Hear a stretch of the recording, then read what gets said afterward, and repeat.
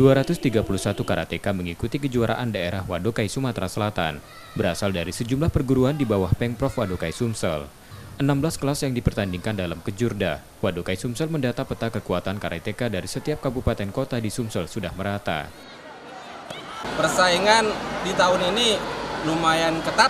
Kalau tahun yang sebelumnya, sebelum Covid, kita sudah melaksanakan yang ke-10. Jadi itu terlihat ada beberapa kontingen yang dominan, tapi untuk tahun ini hampir sama rata, mempunyai kesempatan yang sama untuk meraih piala trofi bergilir. Untuk Kejurda ini kita persiapkan untuk event-event nasional, karena ini untuk pembibitan, persiapan untuk mengikuti kejuaraan nasional nantinya. Kejurda dijadikan sarana pencarian bakat karateka muda asal Bumi Swarna Dwipa. Nur Muhammad, Kompas TV, Palembang, Sumatera Selatan.